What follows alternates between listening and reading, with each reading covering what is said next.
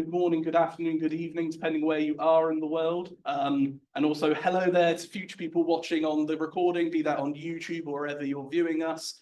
My name is Josh and I'm a Senior International Officer here at the University of Plymouth. I'll be the question master for today's student panel. Joined with me today, if you'd like to introduce yourself, we have a few students. Right, so I'll go first. My name is Shahani. I'm originally from Sri Lanka. I am a fourth-year medical student studying here at the University of Plymouth. My name is Aurora. I am a creative writing student in my third year. I'm a home student, but I do work with a lot of peer student initiatives. And as such, I've worked with a lot of international students over the last couple of years. Hello, my name is Anna, and I'm a very mature student. No, I'm not. I actually work. I'm a colleague of Josh. I work in the international office as well, and I work there as a regional manager. Perfect, thank you. So, just a bit of housekeeping today on how today's session is going to go. We're looking to keep this at about an hour, if possible. There might be overlap, it might cut a bit short depending on how the questions go, but we're looking to keep this at about an hour. In terms of the questions that I'll be asking today, these are questions that have been submitted by you, the viewer today, potential future students coming to Plymouth, as well as a few more general FAQ questions as well. But these are questions that you've asked us.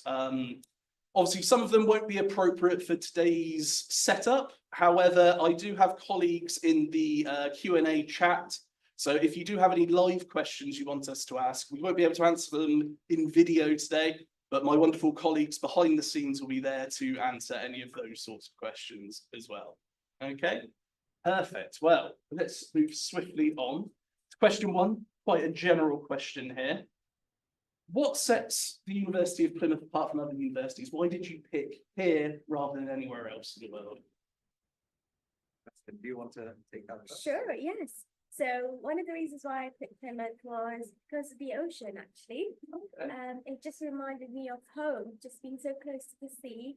And living in Plymouth feels like I'm on holiday every day because we're so close to the beach, the seaside, and we got the lovely countryside, the moors.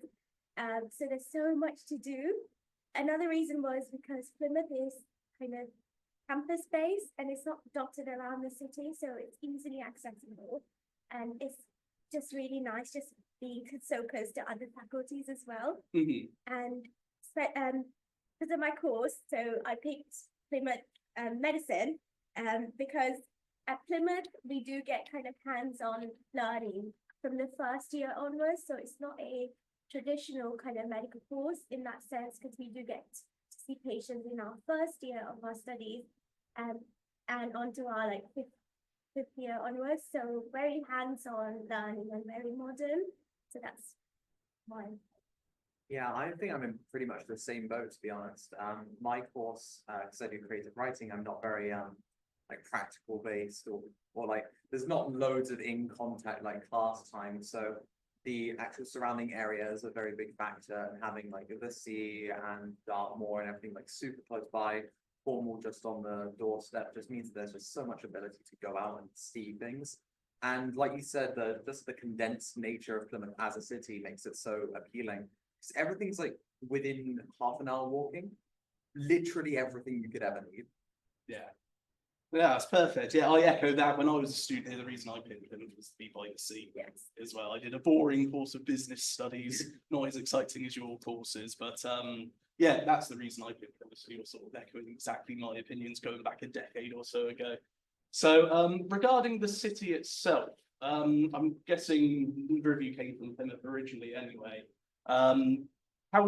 What's your opinion of the city, having been here for a couple of years now? Do you enjoy it? Does it feel safe to you? Yeah, it's a very safe city, I'd say. And I don't know, it's just Plymouth is such a bright city for me. When I go elsewhere, I just don't feel at home. Whereas when I come to Plymouth, I just feel very kind of settled and I feel at home. So it's definitely homely for me. And it's a different vibe in the sense that it's kind of more peaceful, it's friendlier, everyone would be, say hi to you and say goodbye to you. So it's really friendly, lots of interactions with people, and overall it's just a very friendly city. Yeah, I think Plymouth is like the perfect mix between like the big city like idea and having a more like a cozy, more closer together, like feeling of Mm. like belonging and community. 'Cause it's not a big city. It's a pretty small city, but it feels like both big and small at the same time, which I think really plays into its favour. Yeah, it's quite a rarity, I think. You have the big metropolises of London, Bristol, Manchester, Manchester, whatever. Birmingham, and Yeah. millions of population. Plymouth sits at around 300,000. Yeah. So we have all those amenities that you're talking about, like our city centre, you can get everything you need there, big shopping centres and stuff. But in actual fact, it's not. They're very rare. I think there's only one skyscraper in the whole city, which is student accommodation. So related to the university anywhere. So that sort of shows you that it's catered well towards. Yeah. Coming on to the university itself, what's one piece of advice, having have a few years studying, what's one piece of advice that you give incoming students for when they join us? Try everything. Mhm. Everything that you can. Like at the beginning, you'll be like basically bombarded, overwhelmed with all these different opportunities from the career service, from other students and like their opportunities that they're giving out, and different faculty members and staff members that are like producing opportunities for students to take part in. Try everything. It's all absolutely worth it. Yeah. Would you Yeah, say the same, I would Shivani? echo the same thing, really. I'd say, yeah, just know the campus, know it very well, go explore the city with friends, because, they're all in the same boat as you. They're also very new to the city, so you can explore the city together with your friends. And I'll say, kind of challenge yourself, put yourself out there, join societies that you're interested in. Maybe there's 120 or 170 plus societies and clubs that you can join. So that's a really nice way to get to know students with similar interests. So I say join societies, challenge yourself, get to know the city, do some exploring. What did you either of you join any societies in year one, or was it later on into your student life that you started looking at those opportunities? I've never joined a society. I'm No. too busy with student work. Mhm. I do a lot of it. I do want to get involved in societies. I'm hoping to do a master's degree next year, and I'd really love to get more involved in societies. But they are a time commitment, Mhm. and sometimes just don't have the time. Yeah. So do try everything, but also be aware that you do need to have a break sometimes, and like don't overfill your schedule. Yeah, it's good to get a balance. Absolutely. How about you, Shivani? First year, so when you start, you'll have your freshers week. So it's a really good opportunity to come in and go to this freshers fair and the societies fair. So I did that with my friends that I Mhm. made, and I joined a bunch of societies. So one was the MedSoc Society, which is the Medicine Society. And then I joined various other ones, and I actually founded 2 societies myself at the university. What were One- those? Yes, one is called Students Action for Refugees, Mhm. where we help kind of refugees access higher education, and we're part of a national kind of body, and Okay. we have won multiple awards so far for our work in the Fantastic. community. Yeah, well done to you. And then just this year, I actually founded the Anatomy Society along with my best friend, Mhm. and that's coming along quite well. And our kind of idea was to get not just medical students, but other students within the university interested in anatomy. So, Interesting. yeah. Yeah. So do you get support from the Students' Union? We do, yes, we are part of the student union, and they're absolutely amazing. They do help us with funding, as well as finding kind of rooms and everything else. I think we have something like 160 or whatever societies at the university. And there should be something for everyone if you want to get involved. Over Yeah. 180 There we sports go. clubs. But if there is something that you don't, that you want to do, but it's not there, like we just said, then you just find 1 or 2 friends and you make your own society. Yeah. We've got the Tropical Island Society, which was founded by our Seychelles students together with the Mauritius students. I wasn't there 5 years ago, but now we've got the Tropical Island Society as well. Yeah, you get all sorts. You got the K-pop, the Taylor Swift Society. I was gonna say about the Swifty Society. I'm too old for this.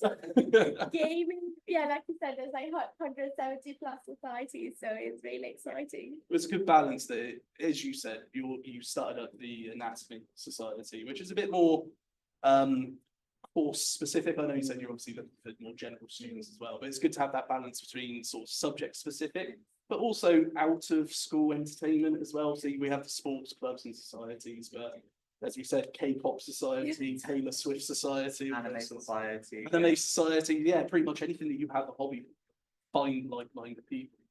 You did mention there about the Freshers Fair. Could you explain to the audience what that is? Yeah, so Freshers Week is basically the week where you kind of your first week at university, Mhm. where you kind of get to know the campus. So there'll be like a Freshers Fair where you can get lots of freebies, which is like the most exciting thing for many students. So you get like your goodie bags and like lots of pens and paperwork as well as pizza as well, right?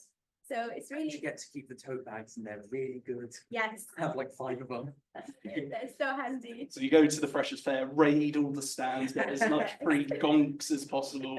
I still do that now, to be honest. Yes. But yeah, so that's a really good opportunity. It sort of takes place in the first Yeah. week. Yeah. Moving on to the next question. Somebody asked, what surprised you most about when starting at university? Is there anything that you weren't expecting to happen, or sort of lifestyle side of things that when you joined you went, oh, I wasn't expecting it to be like this? I think for me, I'd say it was the number of kind of essays that I had to write. Okay. So for me, going into medicine, I thought it'd be kind of more practical, more kind of exam based, MCQ based, Mhm. but we did have lots of essay writing to do. So that surprised me, but Yeah. then that was kind of really challenging, but then interesting in a way, because you get to develop your kind of writing skills and research skills, and yeah, so referencing was something that I struggled with, Yeah. but then the writing cafe at our university really helped in that aspect, because I went along to them, sat with one of our students at the writing cafe, where they went through kind of referencing and how to cite things. So I think that was really helpful for me to get a hang of essay writing. That's interesting. So that was with a fellow student. It was, And yeah. that's something that you can all get help with at the writing cafe at the University of Plymouth. And I will happily do it. I love referencing. There's a right and a wrong answer. It's very easy. Well, there you go, first year students. If you're struggling, come and see a Come to Rory me. in the writing cafe. Yes, and it's really cool because it's run by kind of creative writing students and students who are doing English as a degree. So they're very much kind of, they know what they're doing, and they're very kind of, they got training on Yeah. how to help as well. So There are also a bunch of other students who do it who are of different academic backgrounds. So we have a lot of marine biology, biomed, and like occupational therapy, all the different kinds of courses. It's a very wide mix. So that's really good. So no matter like what course you're studying, you'll be able to get that help. So that's cool. Well, that also coincides with the next question I had, which was what difficulties have you found studying? It sounds like for you, Shana, it was that referencing side of the thing to begin with. Yeah. How about you, Aurora? I feel like the thing that I struggle with most is the same thing that I found that surprised me most, is that even though I chose a coursework in like 100% coursework course, it's like 8 exams, I hate exams. I still found that like the actual coursework that I was doing was like as demanding as exams. Like it's very important that I actually put all of my attention towards it. Sure. Which I don't think I really did properly in first year. I thought, well, it's just like one essay. It's like 2,000-word essay. I can knock that out easily. And it's like, well, no, I actually do have to put all of my mental faculties towards this and actually really figure this out for like a week straight. Yeah. And so yeah, that's the advice. Don't slack off on it. Do your work. Like, Would you say it was more difficult than sixth form college? Oh, Sort of yeah. a big step up into first year of university. I don't know whether it's like a massive step up, but it is a step up. It's definitely the progression, which it should be. I mean, it's the next stage of education. It's graduate, like this is a degree that you are studying for. Yeah. But like, if you're coming straight out of sixth form, or even if you're a mature student, we've been out of education for a while, like it shouldn't be like too difficult to get back into it, but it is getting back into it that's important. Yeah. Making sure that you understand like this is the workload that's expected of you. Don't slack off on it. Yeah. And I assume that's why using facilities such as the writing cafe and these different support structures, it's really- designed, so if you are struggling in any sense of your course, it doesn't have to just be with reference writing, it'd be with Yeah. working group dynamics or Yeah. that, or even report structures and stuff, that there are systems in place to assist you when you sort of arrive there. Yeah, writing cafe is super useful for not only references, but also just general essay writing skills. Mhm. We also have a Royal Literary Fund Writing Fellows Okay, up in Ensley Place, and they also help with academic writing. And then there's also Student Digital Champions, which I'm also a part of, who are there to help with any of the university based digital skills that you might need help with, like for example, Word formatting or Excel skills, or even just using some of the university DLE systems, which can be a little bit confusing at times. yeah, And of course, online enrollment, which can be an absolute pain. So if you are struggling when you first get to the university, do try and find us. We'll be in the library, and we should be able to help you through that. But yeah, there's just so many support systems available at the university, and a lot of them are student facing yeah, fantastic. or student based and Yeah. student facing. Yeah, perfect. Moving on then, the next question I have is, what would you bring with you? I assume this is advice for students on don't overpack. What are the essential things that you think you need in your first week of arrival? I'd say your essentials, like your kitchen items, like your kitchen utensil, pot and a pan. Mhm. Your beddings, very important because you don't get given your beddings, so bring your beddings and anything that reminds you of home, because you know it's a new space, a new kind of city. So something that just reminds you of home could be like a teddy bear, a pillow, maybe like some photographs that you want to hang up. And finally, I want to say, make sure you bring your important documents like your passports, your kind of other kind of certificates and things that are that will help you during your enrollment. So just make sure you have that there with you so that you can use that. Go on the offensive, so what you shouldn't bring.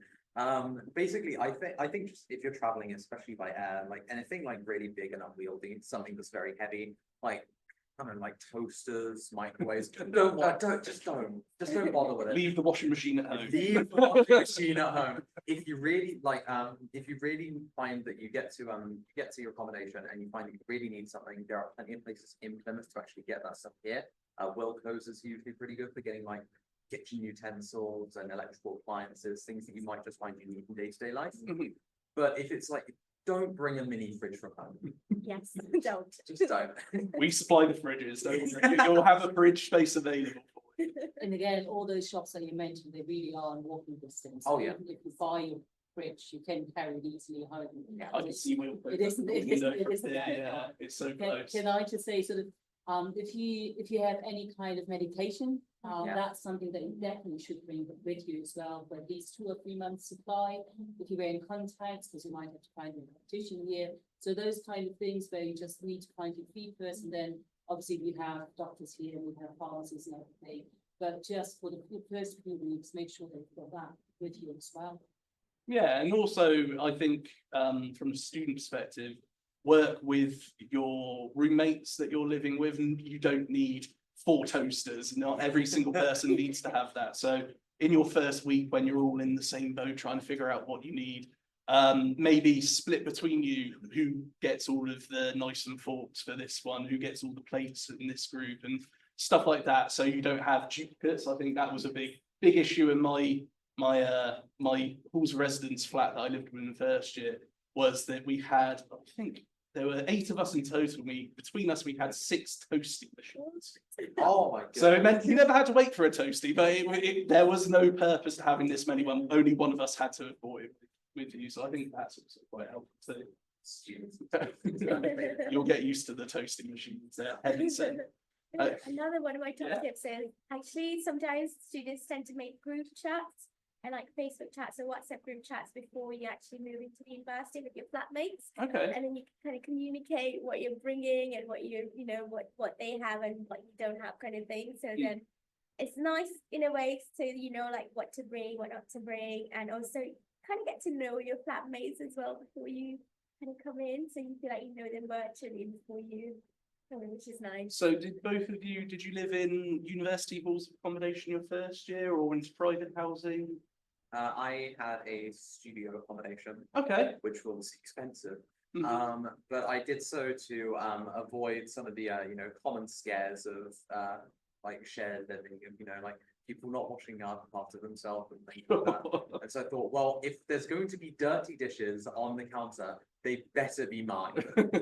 And by goodness, there were. But yeah, after that, I've moved into different accommodations. I mostly like to just live by myself and Okay. do as much as I can on my own basically. Yeah. But just because I'm an antisocial weirdo doesn't mean you have to be. Well, it's great. There are obviously a lot of options. There are So, was that a studio apartment within the university or No, privately? it was Beckley. Okay, yeah, yeah. So the private halls of accommodation is just across the road here as well. I'm sure you had a nice view from there as well. Oh yeah, nice view over Sainsbury's. It was it was the wrong side. Oh. How about you, Shani? What? Yes, so I also quite similar to you had in my own studio. Okay. And so that was quite nice, and that was also private accommodation, which is based in the city centre itself. So it's 10 minutes down the road.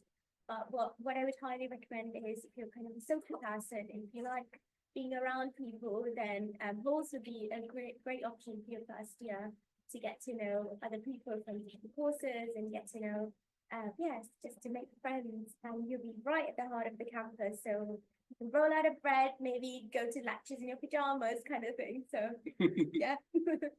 Using my sales pitch there. Yeah. No, yeah, it is so accessible, particularly if you do live on campus. I mean, my first year I lived in Francis Drake, which is one of the most central ones. That is literally, yeah. So I was Shahani's example there of rolling out of bed 5 minutes before a lecture, still making it on Yes. time. Many of my friends did that in the first and second year. You'd see them kind of coming in with their coffee and their pajamas. Yeah. Yes. And Shahani, where do you, in terms of your course specifically, because you're doing the medical course, are you now living up towards the university, the hospital, sort of more to the north of the city, or are you staying more central to travel? Good question. So yes, our hospital is based kind of at Darrington, which is a 20-25 minute bus journey. Okay. But because I prefer to be in the city centre itself, so I have a student accommodation in the city centre, Okay. so I can be closer to my friends and everyone else. That's so bad. But I do have course mates who live quite close to the hospital itself. Okay. So we're based there in our Yeah. clinical years. So how many days a week at the moment are you finding yourself taking the bus up to Darrington? Monday to Friday. Okay. Yeah, Monday to So Friday. pretty much every day. Pretty much every day. I'm so sorry. I hope you've got a bus pass. We actually, so if you're a medical student, or I think if you're a biomed student, I believe, you will get your kind of bus pass from the university. So it's your student ID, which should have a bus sign on it, and you just have to show it to the driver, and he'll Okay. let you on for free. Oh, fantastic. Yeah. So you don't have to worry about those. No, The it's no section of the bus is very. yeah, it's very cute. Awesome, perfect. I think we've covered that one really well. But sticking to the whole aspect of life in Plymouth as a student, how are you finding the current cost of living situation? Are you finding Plymouth compared to your hometowns to be an affordable option? Obviously, living on yourself has those costs associated with that, but how are you finding managing your budget? It's definitely one of the cheapest cities, know. Okay. Definitely. Like, I mean, I've been up to Exeter before when doing an opportunity I found through the university, doing a musical. And I was like, oh my goodness, I should go to Exeter. Like, their Sainsbury's is 10 pence cheaper than Plymouth. And then you look at the accommodation prices and it's like 5 times what they are here. It's just so much more expensive, and the fees are so much more as well. So like Plymouth it's a good price, to be honest. Like everything feels about as expensive as it should be, to be honest. It feels normal, and when the cost of living crisis is like ramping and ramping and ramping, it's nice for it to just feel fine. Manageable. Yeah. Is that so for you, Shani? Actually, I think Plymouth is a kind of cheap city to live in, and like you mentioned, Wilco's is a lifesaver. It has absolutely everything you need, and can't forget Aldi. Yeah. It's a student favorite, and you do get kind of cheaper groceries, which is budget friendly as well. So Aldi is a treasure that many students like to go. I live 5 minutes away from it, and it's a good part of why I chose to live there. It's very close, it's very close, it's student accommodation, Yeah. yes. And also, I think student life is all about budgeting, and I know some students are better at it than others. So saying that, we do have the student hub where you can go and kind of get some budgeting advice and tips there as well. So that's based in the library. So if you are struggling with kind of the cost of living and things like that, you can go to the student hub and have a chat with the advisors there who will advise you on kind of how to budget effectively, make an Excel sheet potentially, maybe perhaps open a student bank account, things like that. So if you are struggling, don't worry, you're not the only one, but there's help available. Awesome. And obviously you both have part-time jobs as well as Yeah. ambassadors. So if you are looking to sort of supplement your living costs a little bit there, obviously it won't cover everything, but having the ability to work in the UK for our international students Yeah. listening, you're allowed to work up to 20 hours per week during term time. And then outside of term time, so in public holidays, for example, you're allowed to work full time. But that could definitely help towards your living costs and making Oh, sure yeah. that you can manage and budget. But I think the Excel spreadsheet is a vital thing to make sure you actually see exactly how much you're spending each month, so you can work out where you can reduce those costs too. Fantastic. Moving on to another question that's been asked. What is your favourite and least favourite thing about the city? Ooh, my favorite thing is, I think genuinely, it's just condensed nature. Mhm. There's like all the supermarkets, there's Sainsbury's, there's Lidl, there's Aldi, there's everything around, and there's everything else in between. There's different hairdressers and barbers, there's smaller supermarkets for more specialty items, art shops and Wilco's for the hardware and all the different things that you could possibly need. And my least favorite thing about Plymouth, bloody seagulls.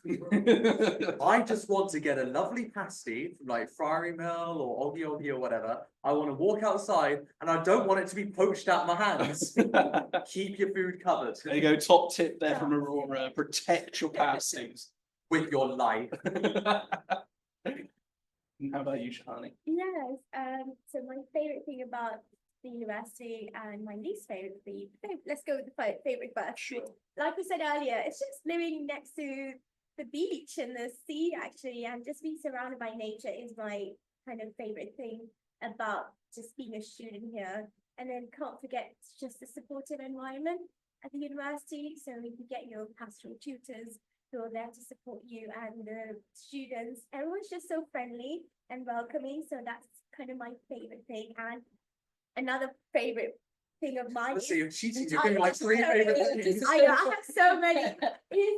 It's just being a student ambassador, like we spoke about earlier. There's lots of like job opportunities. My favorite thing is being a student ambassador because you get to do things like this. You get to meet potential applicants, you get to speak to them, you get to kind of run open days.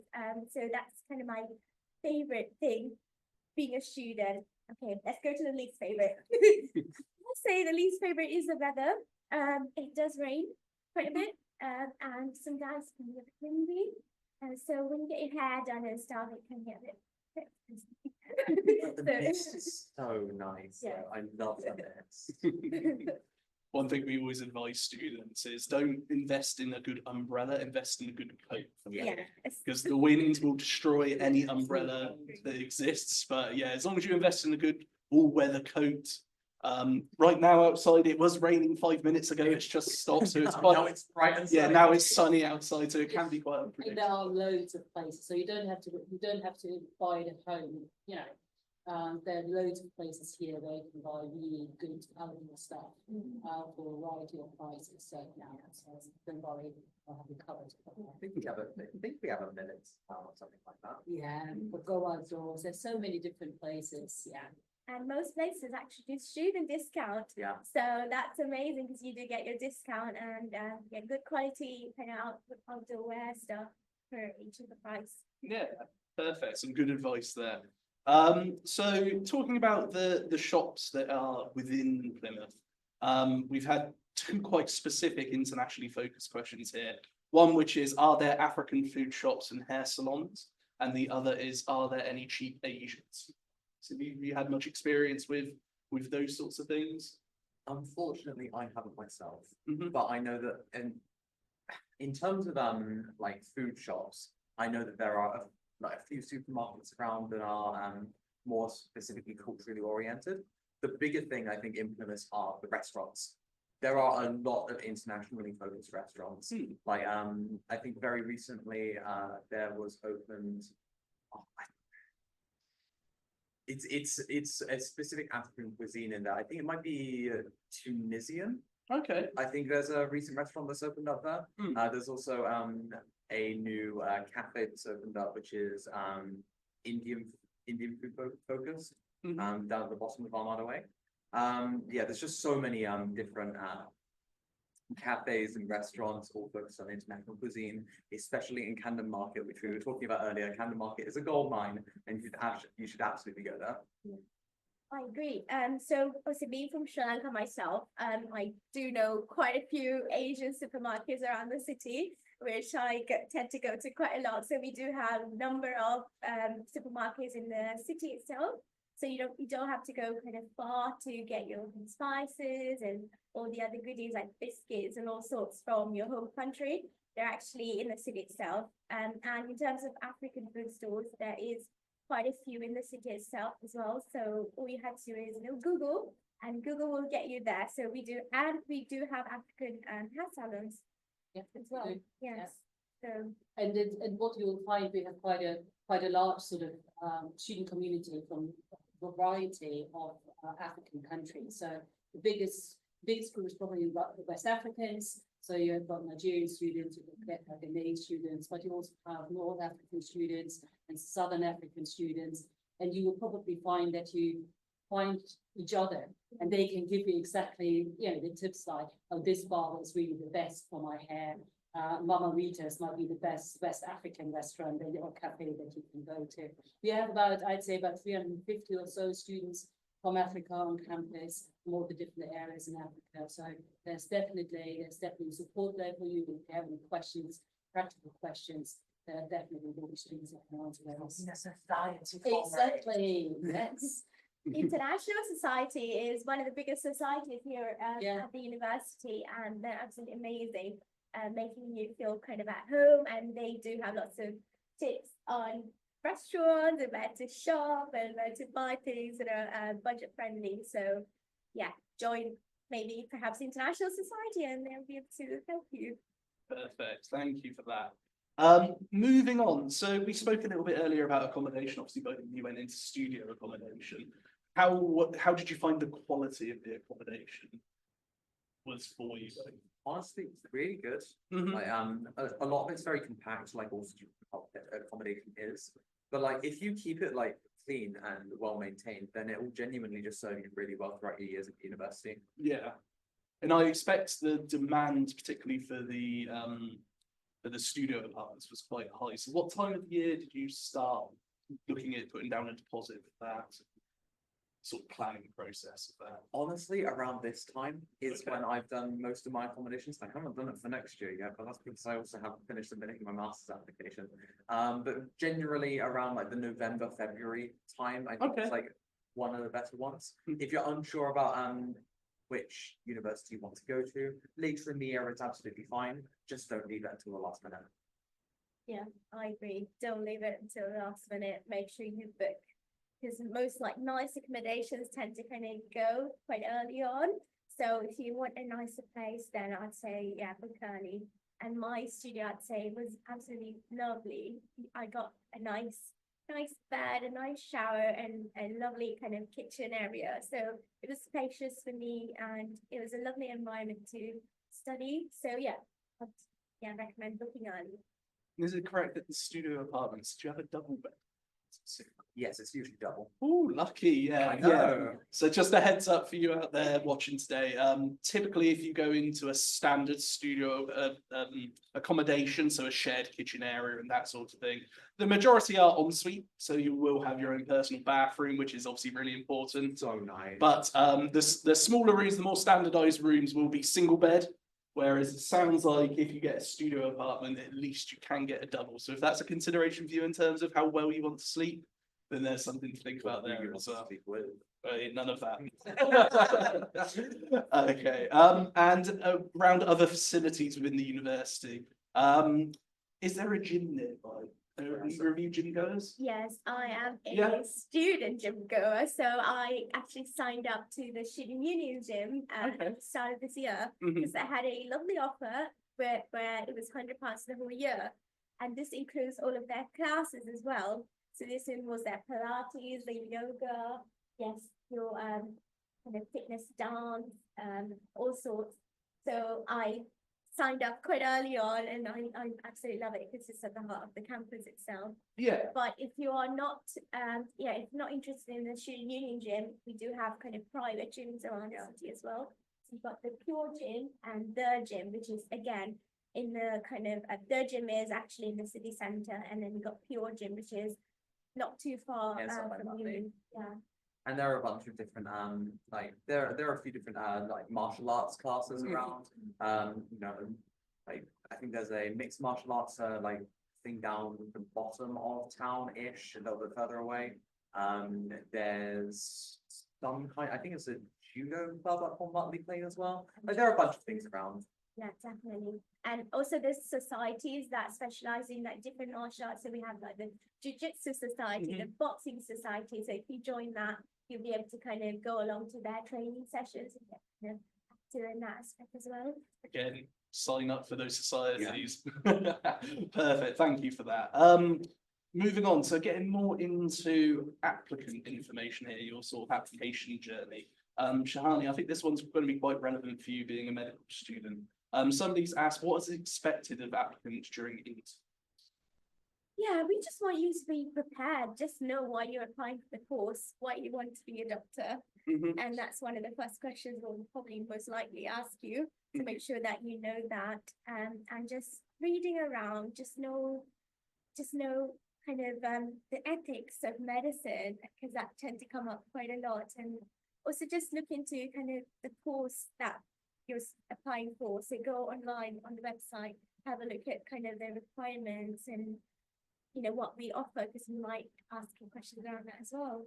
Yeah, I think on our web pages, we have specific advice for interview students as well, depending on the course you're studying, to make sure that you're as well prepared prior to these interviews as possible. Then I think also because obviously, most of you will come from a different healthcare system. And if you have your internships, your placements, they will be here within the NHS, which is our healthcare system. So really, that's what I know from my colleagues in the faculties, they pay a lot of emphasis on the fact that you know about the healthcare system, because it might be very, very different to what you experience and what you're used to from back home. And it's also then obviously the ethics that come with the NHS, because that is something that still the majority of British people are very proud of, to have this healthcare system. I absolutely agree, because so for most healthcare courses, it tends to be like a panel interview. Okay. So they will ask you questions around the NHS and the values that the NHS presented, and ethics and things like that, and empathy, communication skills. So make sure that you're practicing with others before you actually come to the interview, Yeah. so that you can brush up on your communication skills. Yeah. And what I did was I practice in front of the mirror before Okay. so that was kind of helpful in a way, because I could see like what I was like. And week prior to that, I practiced with friends. So lots of practice so that you can brush up your communication skills. That's a really useful bit of advice there. Utilize your friends and family and sort of go through the questions, what you're expected to be asked and what your answers will be. Preparation's really key when it comes to this. For your course, did you take part in any extracurricular activities whilst you were at college or sixth form? And did you find that was really useful in terms of getting a place within the programme? 100%. So at school, I was the head girl. Okay. And I think that helped in kind of brushing up my leadership skills, work skills, management, which I was able to kind of translate to my personal statement and later during the interview. And again, also volunteered at charity shops. So that again was really, really vital. Another thing I did was the soup kitchen. So that was kind of different and made me stand out. Yeah. And I did a bit of radio presenting. So in that interview, I got to talk about how I was a radio presenter. And so that was kind of interesting to the interviewer. So they were like, oh, tell me more. So Yeah, it sounds like you had like a really well-rounded extracurricular activity in the lead up, and obviously a lot of it was relevant to your bedside manner and that sort of thing, which is quite important. As long as it stays relevant to the program you're looking for, I think that can be really key as well. It's a big thing that I say whenever I am, well, with the writing cafe, if I'm working like an open day and I might be helping out with some statements, which is what the writing cafe does on open days. And one of the big things that I always say is that it's not a professional statement, it's a personal statement. Like, yes, you're like 2 years experience interning with your healthcare system, fantastic, very important. But also your 5 years of horse riding, just as important, because it's all about you. Making yourself stand out. Yes. Yeah, particularly on courses that are very popular for applicants, such as medicine, where there are limited numbers. Being able to make yourself stand out is super hot. Yeah. Do you have any other advice for applicants, just generally, not having to be related to interviews or extracurricular activities prior? Is there anything that you wish you'd known during your UCAS application journey that you can sort of think back to now? I know it was a few years ago for both of you, 3 and 4 years apiece, but is there any sort of advice you can think of there? I have to ask your names twice when I got in here. I remember that 3 years ago. yeah, I'd say when it comes to a personal statement, you can kind of ask your tutor at college to kind of look over it for you. And my tutors at Sixth Form, they were wonderful and really helpful. So obviously seek out help, because you don't have to do it alone. You do have support available. So you can ask. And also there's lots of kind of, so I know for medicine, especially if you're from a widening classification background, we have something called widening access to medicine, where you can apply for a mock interview. And if you fulfill that criteria, you can actually get involved in the summer workshops and things like that as well. That's really So useful. there's lots of things available for you. So do utilize that. Yeah, perfect. Thank you. Moving on to our next question, this might be one for you, Anna. Is there an instalment plan to pay fees? I assume this is specifically for international students. Well, the basically installment plan covers both home and international students. The only difference is if you apply as an international student who needs a visa, a pass, a certificate of acceptance of studies, we would normally ask you for upfront payment of the tuition fee deposit, which is currently £3,500, and that will come off your first installment. So usually you can pay your tuition fees within 3 installments over the academic year. The first installment is usually payable around November Yes, time. it's November. It's November and then time. February, then May. It's the last month of each. Exactly. And so your tuition fee deposit of the £3,500, that will come off your first installment, and then you basically just pay the other 2/3 in 2 installments. Right. So it's not a case of you have to pay everything up front. No, you don't have to pay everything up front. Of course, if you want to, if you come from a country where the currency is doing funny things, going up and down, and you currently have a strong currency, so you might actually want to pay a little bit more, but you just don't know about how much the naira or how much, well, the Turkish lira will be worth next month. So you can pay more if you want to, but you don't have to pay. And also, if you do enroll at the university and you do see that there are some really, unpredictable changes to your financial circumstances or the currency in the country, please seek advice with the colleagues within the university, so that you don't get into debt, but that they can help you to somehow have a special installment plan and special arrangements made for you. So really, there will be someone there to help you. You just really need to make sure that you are taking this. Perfect. And keeping it on the money finance side of things, we do have a question here asking about international scholarships. Well, I can talk about the merit scholarships, and then you can also talk about another one that we don't. Perfect. Yeah, so we have within the university we have merit scholarships, and we also for this September we have a very special scholarship, which just really helps you to settle in. So if you make us your first choice and you meet our entry requirements, you will get a Welcome to Plymouth award, which is £1,500. So that will come off your tuition fees. So that basically is just help you to settle in and to say thank you for making us your first choice, and hopefully you will enjoy your time with us. Then we have merit scholarships, which really are based on your academic outcomes from your school. So if you exceed our entry requirements, the ones that you have stated in your offer letter, then you will get an automatic scholarship of £3,500, which is nice. So if you're doing the IB, for instance, and we ask you to have a 30 on your IB, and you get to 32, then you will get the scholarship of £3,500, and you don't have to do anything at all in order to be rewarded. And that scholarship also can be carried on in successive years. If you are doing well, you know, either 60 or 70% from your second year. If you find yourself to be an absolutely amazing student, you are, you know, A star, IB 36 or 38, and, you know, then you should consider applying for an excellence scholarship. The excellence scholarship is really there to reward outstanding academic achievement. It is 50% off your tuition fees in the first year of your studies.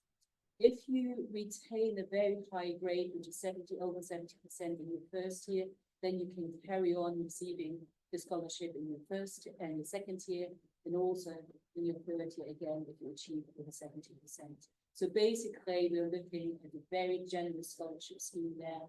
And the great thing, and I think you asked earlier, what sets us apart from other universities, when you look at scholarship schemes at other universities, you will find that a lot will offer you quite a good discount in the first year, and only in the first year.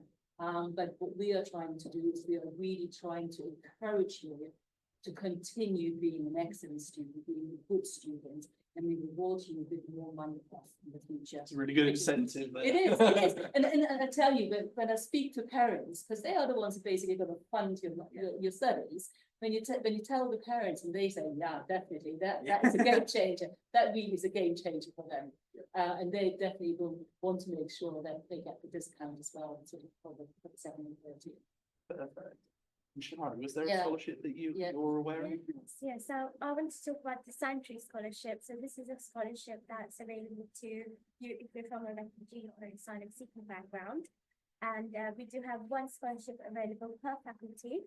So you do get your fees waived, so you can class as a student then, and your fees will be paid for, as well as around £1,000 for the whole year for your living costs. So yeah, do have a look into it. It's on our website. It's called Sanctuary Scholarship, and if you're eligible, please do apply. Perfect, thank you. So that is the majority of the questions we've been asked for today's session. However, I'm going to surprise you with a bit of a speed round here. Anna, I want you to join in as well. It's not just for the students, okay? How So many points do I want for each right answer? let's work out. We'll go turn by turn. I want quick answers, okay? So, where is your favourite place to study on campus? Oh, I'm gonna say library, ground floor, in the comfy chairs around my sections or around my subject section books. Okay, comfy chair area in the library. Portland Square, upstairs in one of the booths. Okay, Anna? I don't really study much, but probably in one of the nice cafes. Just sit there if I need to, have a nice coffee and do some brain work at the same time. Okay, so that was just studying. How about your favourite place on campus not to study? Oh, definitely Terrace of Babbage. It's a very pretty place. You can have a nice look over, and I'm sure once the Brunel laboratories have been completely removed and there's a nice park in there, it'll be a really nice place to just have a nice chill in the summer. Yeah. Oh, I'll say Portland Square, the Pizza Cafe. You love Portland Oh, Square. But they do amazing pizzas and very affordable. Mhm. It's my favorite place to hang out with my friends because I love pizza.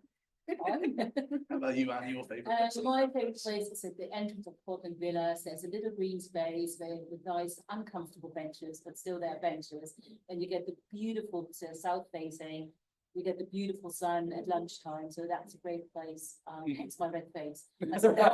Somebody enjoys it a bit too much. Perfect. Next question. Your favorite restaurant or cafe? Be honest, but I do really like the cafe on the first floor of the Roman Linsky building. It does like varying international cuisines like on a day by day basis. The shipping. No, the one on the floor above. Oh, okay. It does like they do like curries and like different things in there, and I really like it. It's really nice. You can take food out or you can sit in and eat. Yeah. And there's an outside space on the top of the RLB roof to just chill while looking over Plymouth. It's a nice sunny day out. Yeah, perfect. Is this on campus or outside? Anywhere in So Plymouth. I said on campus is my PSQ, the Pizza Cafe. Of course. Um, Well established. Side of that, I would say Imperial Garden is my favorite place to go Okay. to. It's a Chinese restaurant. You get kind of authentic food there, so it's very delicious. My favorite one on campus would be the Reservoir Cafe. Again, really nice outside seating. And it's a nice vegetarian cafe.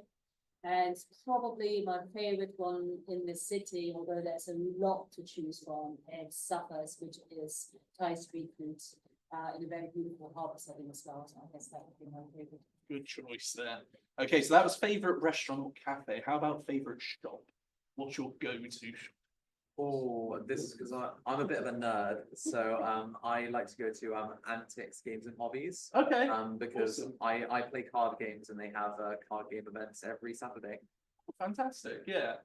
Now Mine is my absolute favorite place is Marks and Spencer's. I just really love the food there. And the desserts are delicious.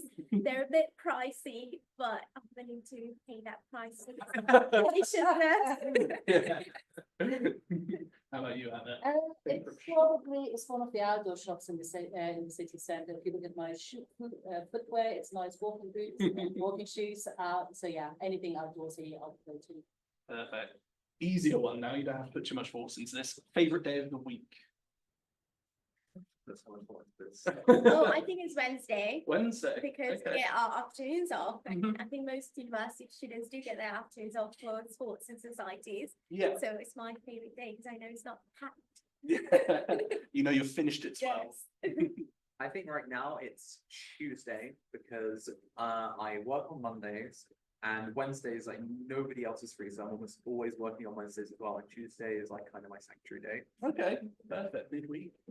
Time of the week, Friday afternoon, around 4 o'clock. That's when you start packing up and I'm you know with the you on that weekend one, is Anna. coming Yeah. and can enjoy it and drink. So yeah, no, definitely Friday afternoon. That's my favorite. Okay. Next question.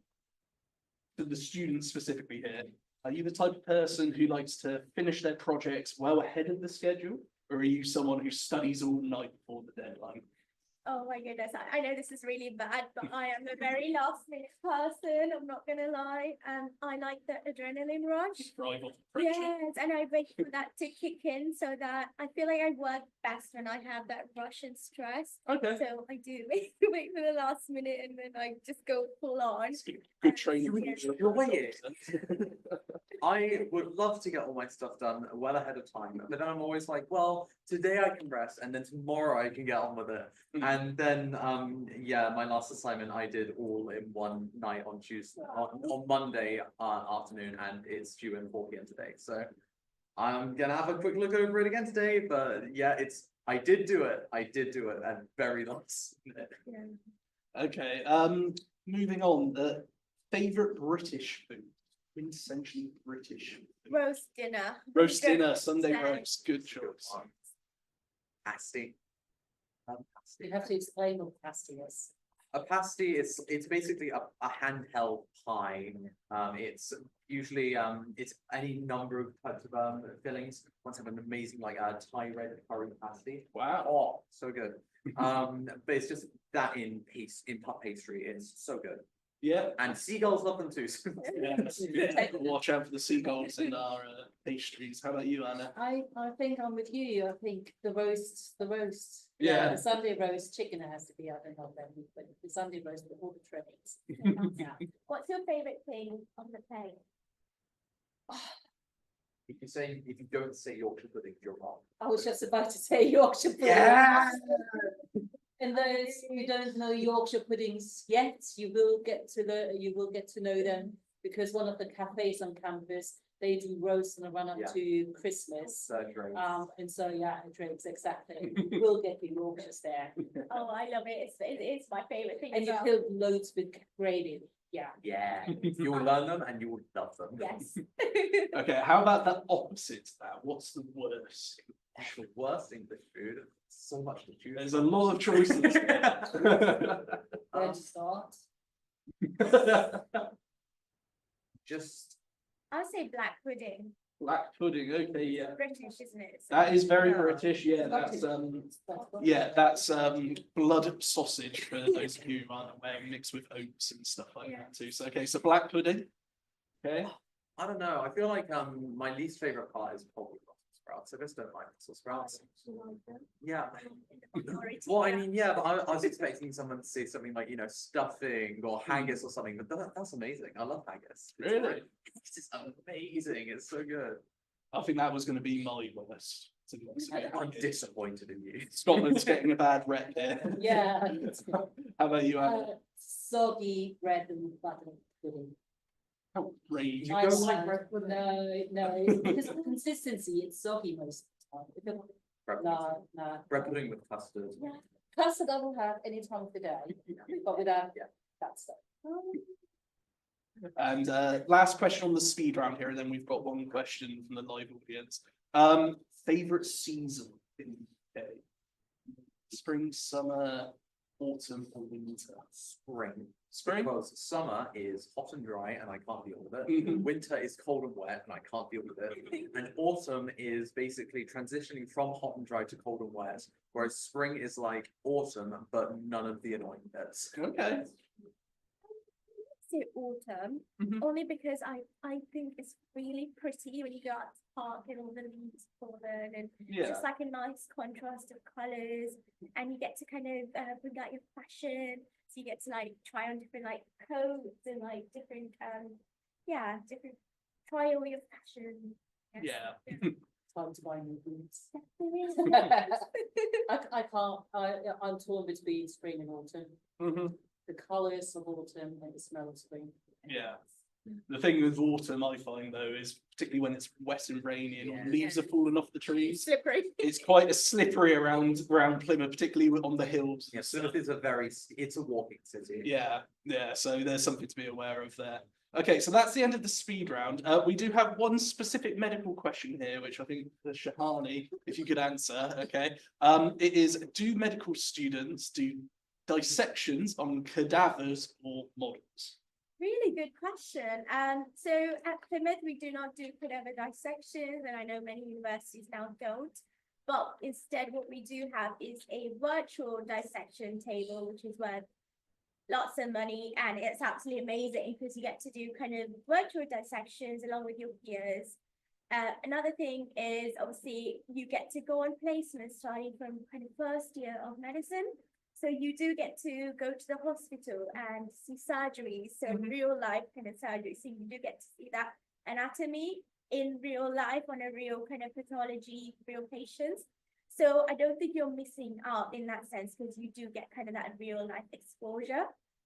And I'd say the virtual dissection tables that we do have, they're absolutely brilliant because you do get to kind of dissect and unravel and like cut it into pieces and look into like the arteries and different layers of the body. So yeah, it is kind of similar to cadaver dissections, but it's not as smelly. Fantastic, yeah, well, yeah, that's a brilliant way to put it. I Yeah. was going to say, there's quite a morbid question to end on. Yeah. But that virtuality to it actually makes it quite pleasant, as you said, without the smell involved. We're a very modern university and our course is quite modern. So I think I really do like that we don't do cadaver dissections and we get to kind of go into surgeries and actually see real life. because- Yeah. Is that all done up at Derriford, or is it like done down here as well, like ICP? Oh, Denford, yeah. Perfect. Well, I think that's a great question to end on. I can't think of a better question than about cadavers and stuff like that. So I'm gonna sign off now. I think that's us done for today. So firstly, I'd like to thank my lovely panel here today, both Aurora and Shahani, and of course Anna at the end there as well for answering my questions. You did a fantastic job. Thanks for everyone in the background as well, for Trudy over here on the systems, making sure we're kept up to date with everything. And thanks to you, the viewer. Hopefully my colleagues been keeping up to date with those Q&A questions, so you've been able to get all the answers for what you're here for today. And for those viewing in the future, hello there, future folk from YouTube. Keep an eye out on your emails for any more incoming events we have coming up. We've got pre-departures in the future in a couple of months and stuff like that, which is really important for you if you are coming to Plymouth. And with that, I'd like to say thank you so much for coming here today. Take care, have a great day. Bye-bye.